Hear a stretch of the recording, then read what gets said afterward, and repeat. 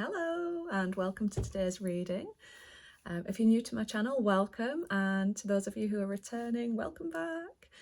Okay, just for those of you who haven't watched any of my videos before, I'm Jen Leigh and I am an intuitive reader, and the way that I receive my messages is through a series of words, phrases, sometimes like little scenarios played out in my head, and then what I do is I back it up with tarot. Now, my messages don't reach a very big audience, so if you've clicked on this today, there is likely a message in here for you today. Now, it might be that not all of it resonates, but there's likely to be something in there that does. So watch right through to the end. And as always, if there is something that resonates with you, please pop a comment in below. I really love to read those. So yeah, let's dive into it. Okay, so the first message that came through, and I think this is the overall message for the whole reading today, is about making decisions through love, not fear. Now, I feel like in the past, this has been something that where the opposite has been happening. So decisions that you've made have been through fear of judgment as much as anything, the fear of what other people would think. So for a lot of you, I'm getting that this is to do with career choice, actually. It might be that you've wanted to go off and try something new in the past, but there's been those people in your life that, out of the goodness of their hearts and, out of fear themselves for your, path in life, been like, oh, I don't know, this isn't the safest thing to do, this is the good sort of safe way to go, this is what people do, this is the norm. So I do feel like a lot of the decisions that you've made in the past have been through that fear of judgment or fear of letting people down, perhaps, because the next message that came through very loud and clear was, do it for you. Okay, it doesn't matter what anyone else thinks. So that was such a loud and clear message. And when I've backed this up with tarot, I have got the, okay, so it's not shining a light, Seven of Wands. Now, the Seven of Wands is all about when something is happening that's dishonest. And in this particular reading, that what's coming through to me here today is that you've not been entirely honest with your own feelings, okay, or your own thoughts about something, or your own decisions. So you've not been making the right decisions for you, okay? And I've backed that up also with the Ten of Wands. Now, the Ten of Wands, you can see this guy is really heavily burdened. He's struggling to carry all of these responsibilities that he has. Now, one of the interpretations of the Ten of Wands is that you're a bit too willing to please other people. So you've been saying yes to things, okay? And I get for a lot of you that that has come at the expense of your own self-care.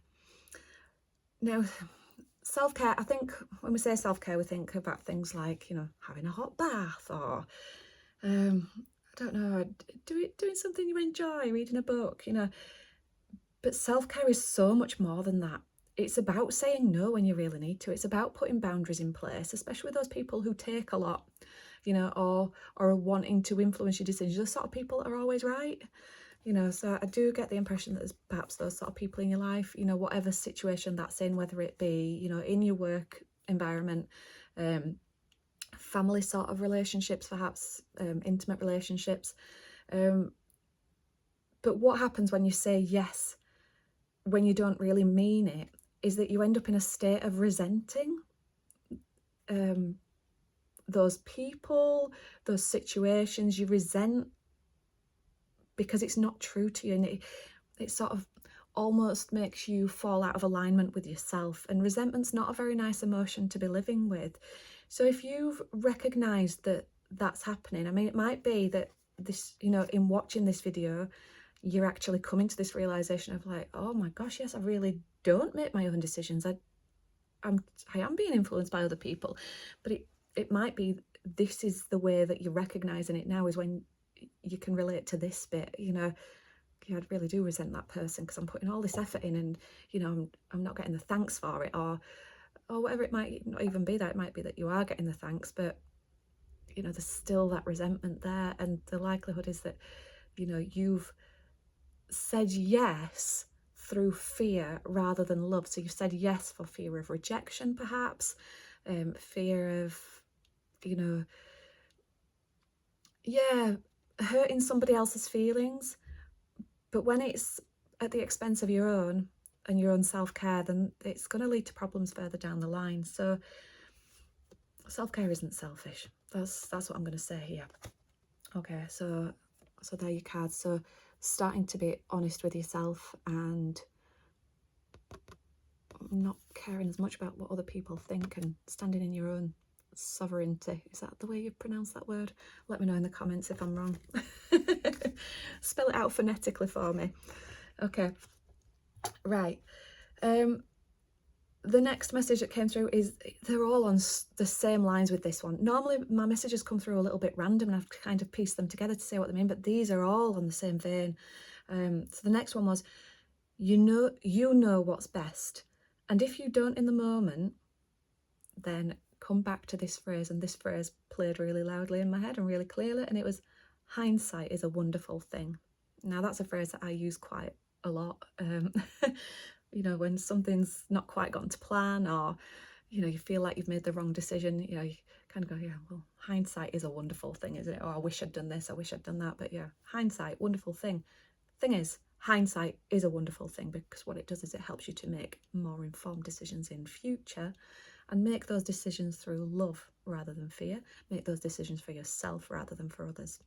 Okay, now with that one, what is my next card that's come through? Sorry, my cards have ended up all over the place. The advice that's coming through from tarot is the Page of Wands. Now, so it's not shining. There we are. Look at this guy, he's so sure of himself. This guy represents that it's time to start afresh, and I get the feeling that it's time to start afresh with tuning into yourself, knowing what it is that's best for you, sort of reevaluating your own values and own beliefs, especially, get your words out, Jenny, especially if they are self-limiting beliefs. Okay, so if you've got that voice in your head saying, oh, it's not safe to do that, oh, you shouldn't do this, you know, whose voice is that? Is it yours? Is it conditioned? Is it societal? Has it come from somebody else in the past? You know, because the thing is, the more you've been told things like this, the more that's been wired into your brain. But really sit with that question, is this actually my belief? Where's it come from? So that might be a good thing to journal on. Okay, so this guy has the self-belief and confidence to know what's best for him. So that's the advice that is coming through from tarot today. So really get to know yourself, get to know what is best for you, not for someone else. And these messages are all so clear in this reading today. You know, it's all about this, having trust in yourself, you know, making your own decisions, not outsourcing them, knowing what's right for you. Okay, and in doing that, that's going to help you in the long term become more in alignment with yourself. And when you're more in alignment with your true self, God, these words are really struggling to go out today. That's when you are able to better make decisions through love rather than fear. And rather than being in this sort of energy where you are taking on too much and saying yes to everyone, helping everyone out, you know, you can pick and choose which are the right things for you. You can still say yes to helping people out and, you know, giving them a favour with stuff. But if it's coming at the expense of your own well-being, just be careful of that. So I'm just going to give a little tip here, actually. I came across this, I think it was through Caroline Britton, one of her courses. So she recommends having, so this is for self-care, she recommends having at least 5 minutes, no, just not 5 minutes, that's not enough, 15 minutes per day time to yourself to do something that you want to do. So that's as a minimum. And I like this because it works especially well for working mums like me. Yay. So 15 minutes a day to yourself. Okay, 1 hour a week at least. You know, if you can do more than that, then fab. and then 1 day per month. That's the one that's a little bit trickier if you have a lot of responsibility. But if you can allocate that time to yourself, you're going to be less likely to get into this sort of situation, you know. And if you've allocated that time to yourself, say for example, you've taken a random Friday off work when the kids are at school. It's an example that works really well for me. Ring fence that time so that nobody else eats into it, okay? And if somebody else says to you, oh, do you want to meet up and do this today? And you're like, and if you do want to do something like that, great. But if not, and you've said, you know, that day I'm going to go out for a really nice long walk on my own, spend some time, you know, or I'm just going to sit and read. I'm going to get a fire going. I'm going to, you know, do what I want to do. Then make sure you stick to it. You know, if something comes in and you want to do it though, great, you know, but be discerning about what's good for you and what's going to put you back into this situation. Okay. The more you do this, the easier it gets, trust me. All right, so other advice card that came through was the 5 of Swords. Now, this is all about conflict and hostility. And I get the feeling that, in fact, let me give you an example first, because this ties in really nicely with this. Look to times in the past when you've not done what's best for you. What's the outcome been? Okay. And think about times in the past when you have done what's right for you and what's the outcome been. Now, it might be that the outcome's not always been great, even if it has been something that you've wanted to do and something that's right for you. And if that's the case, then just reflect on what you've learned from it, how that experience has helped you to grow, okay? So my example that I'm going to give here is, I have this thing that I do when I know something's right for me, and I get like a little overexcitable puppy, and it's oh yeah, that's so exciting, and yeah, that's definitely something I want to do. Okay, that's how I know that something's right for me. Now, I don't always get that response because that is pretty extreme, but if it's something that is definitely right for me, that is the response I'll have. Now, I was once dating somebody and I got puppy dog excited like that about something that maybe he suggested or something, and his reaction was like, oh, you're a bit keen. That's a bit off-putting for a man. That relationship didn't last very long. There you go. That's how I knew that wasn't right for me, because that is part of me, and I have had other experiences where that's happened as well, and every time it does, what I've realised now is that has the potential to dim my light, and in the past it has done. It's you know, that dimmer switch on my light has just been turned down, and I'll tell you how I see it as well. When I have that overexcitable puppy feeling, I can almost feel like I've got these little sparkles of energy coming off me. And when somebody puts you down like that, it's almost like they're going, tss, you know, putting out those little bits of you, those little bits of your excitement, those little bits of your energy. It's not good, okay? Now, I dialed out of those sort of situations. I know if somebody makes me feel like that, I know they're not right for me, they're not right in my life. You might have your own way of discerning that. Please share in the comments below, because I think anything like this will be helpful to everybody in this community. You know, if we're all helping each other through this, to recognise what's good for us and what's not. So yeah, please share how do you get those responses? Okay. Now, a time when I then did share my puppy dog expression like that was when an opportunity came up at work to start working in doctor's surgeries, and we were in a group meeting, and I was like, oh my god, you know, like, oh and nothing was said in the meeting itself, but my manager phoned me later that day and said, I could see how excited you were about that. I know that this will be the right project for you. So there you go. And it led to me really growing in that particular area that I was working in. It was wellbeing coaching. Okay, so don't dim your light is what I'm saying, because if you do, you're going to miss out on those opportunities that come up. Right, so I'm going to go back to my 5 of Swords guy here. And for me, he's summing up what I was just saying. So I feel like these are the people who've dimmed their lights. This feels like me in that situation, you know, it might be you. So he feels victorious that, you know, he's been like, well, yeah, that thing that you do, that thing that you're interested in, you know, that decision that you want to make, nah, it's no good. All it's meaning is that people are ended up walking away from this. And although in the card that looks like a bad thing, it's not. It's not. Right, so that's your first bit of advice. Don't dim your light to fit in. Anybody who is trying to do that, you know, give them a bit of distance. Okay. Right, so next bit that came through. Now this was such a random word that came through, and it was, I don't know if I'm saying it right, Javalistic.